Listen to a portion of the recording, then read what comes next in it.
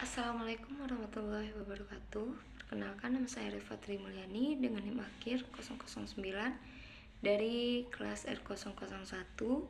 Saya dari Prodi D4 Keuangan Daerah Fakultas Ekonomi dan Bisnis Universitas Jambi. Baiklah, adapun saya di sini akan mempresentasikan hasil dari tugas saya, yaitu mengenai cara dan sistem pemungutan pajak. Cara dan sistem pemungutan pajak. Pajak merupakan salah satu sumber utama penerimaan negara yang memiliki peran penting dalam pembiayaan pembangunan nasional. Melalui penerimaan pajak, pemerintah dapat menjalankan berbagai program pembangunan, menyediakan layanan publik, dan meningkatkan kesejahteraan masyarakat. Oleh karena itu, sistem pemungutan pajak yang efektif, adil, dan efisien menjadi hal yang mutlak diperlukan. Di Indonesia, sistem pemungutan pajak diatur berdasarkan peraturan perundang-undangan yang berlaku, seperti Undang-Undang Nomor 10 Tahun 1994, yang dimana menegaskan penerapan asas domisili dan asas sumber.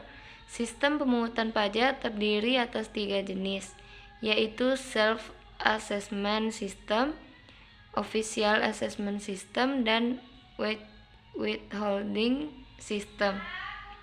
Ketiga sistem ini memiliki karakteristik dan mekanisme yang berbeda dalam menentukan serta memungut pajak dari wajib pajak. A. Cara dan sistem pemungutan pajak.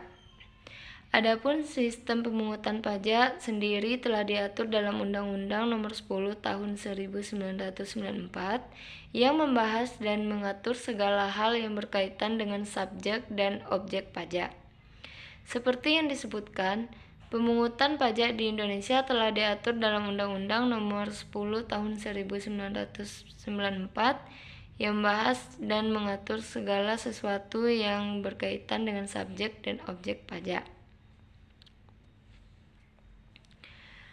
Inti dari undang-undang ini adalah Indonesia dalam sistem pemungutan pajak menerapkan asas domisili dan asas sumber sekaligus dalam satu waktu. Di Indonesia terdapat 3 jenis sistem pemungutan pajak, yaitu 1. Self-Assessment System, 2. Official Assessment System, 3. Withholding Assessment. B. Tarif pajak. Pemungutan pajak yang dibenarkan justifikasinya haruslah memenuhi asas dan prinsip keadilan. Hanya keadilan yang dapat menciptakan keseimbangan sosial yang sangat penting untuk kesejahteraan masyarakat umum dan dapat mencegah segala macam sengketa dan pertengkaran. Tarif harus didasarkan atas pemahaman setiap orang mempunyai hak yang sama atau prinsip keadilan, sehingga tercapai penetapan tarif-tarif pajak yang proporsional atau sebanding. Jumlah pajak yang harus dibayar berhubungan dengan tarif tertentu. Semakin tarifnya besar, maka akan semakin besar pajak yang harus dibayar. C. Fungsi pajak. Fungsi pajak dalam hal ini menyangkut manfaat utama atas pajak. Manfaat utama pajak adalah meningkatkan kesejahteraan masyarakat. Hal ini selaras dengan pajak sebagai alat untuk menentukan politik perekonomian suatu negara. Dengan demikian, pajak menjadi tulang punggung dalam peningkatan kesejahteraan masyarakat di bidang ekonomi, sosial, hukum, dan ketahanan negara. Fungsi pajak secara umum dibagi menjadi 4, yaitu fungsi budgetair, fungsi reguler, fungsi stabilitas, dan terakhir fungsi redistribusi pendapatan.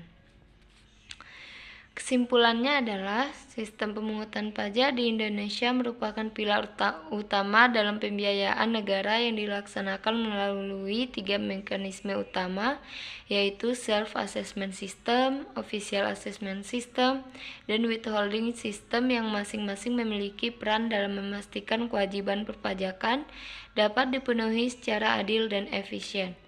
Penetapan tarif pajak juga didasarkan pada asas keadilan dan proporsionalitas agar setiap wajib pajak membayar sesuai kemampuan ekonominya, sehingga tidak hanya menjadi instrumen penerimaan negara, tetapi juga alat pemerataan pendapatan. Sekian dari presentasi saya ucapkan terima kasih.